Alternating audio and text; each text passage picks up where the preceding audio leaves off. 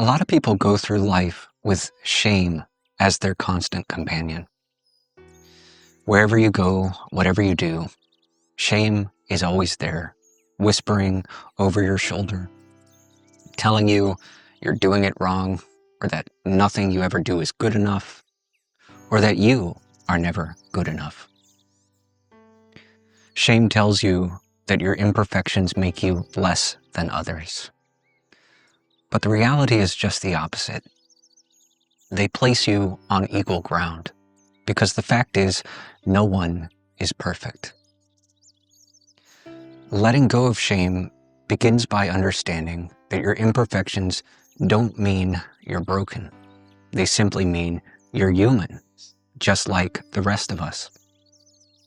Every one of us has flaws.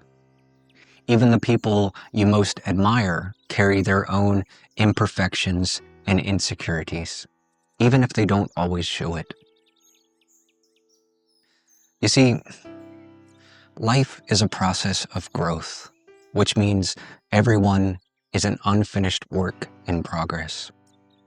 And growth isn't about reaching some final state of perfection. As the saying goes, it's not about the destination, it's about the journey. And that means we don't need to fix everything. What we need to do is acknowledge that some things don't need fixing. Not because they're already perfect, but because they don't need to be perfect. You don't need to be perfect.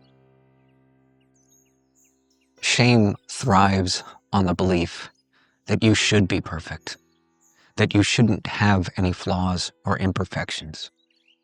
But the truth is, every human being is a mixture of strengths and limitations, achievements and failures.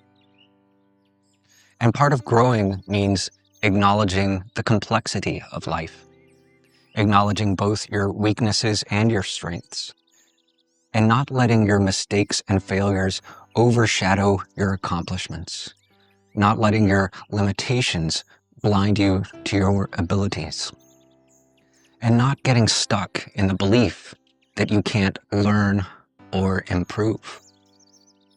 As I said, life is a process of growth. And that process involves making mistakes. Mistakes are how you learn. No one begins their life already knowing how to do everything. No one starts out having all the skills they need. You learn as you go along. And when you make mistakes, you don't give up. You look at what went wrong and learn from it. And then you take what you learn and apply it by trying once again. That's how you develop in life, through a process of trial and error. But shame gets in the way of that process because it insists that you should already have everything all figured out, that you should be able to do it all perfectly.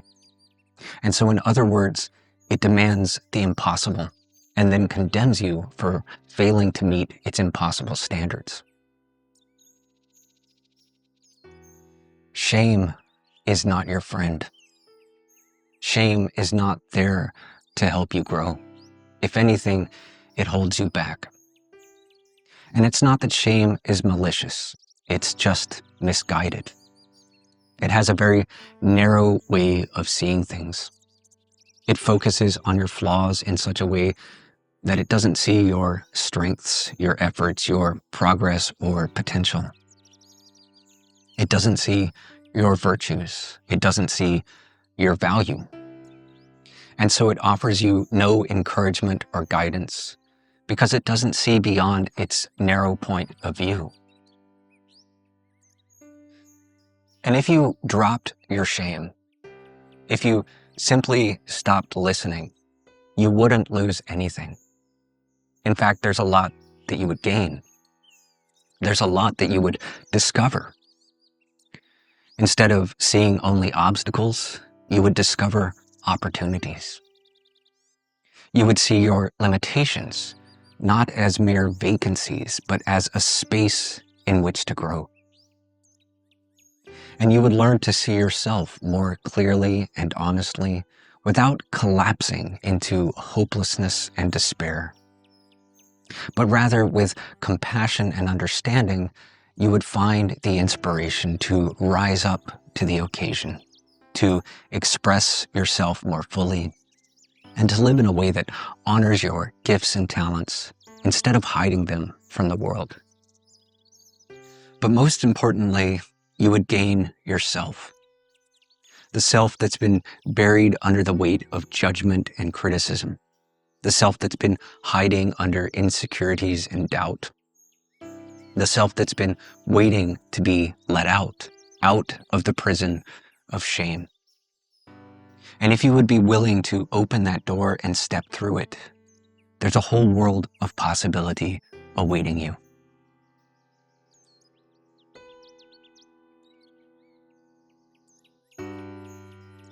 If you find value in this content, be sure to like, share, and subscribe.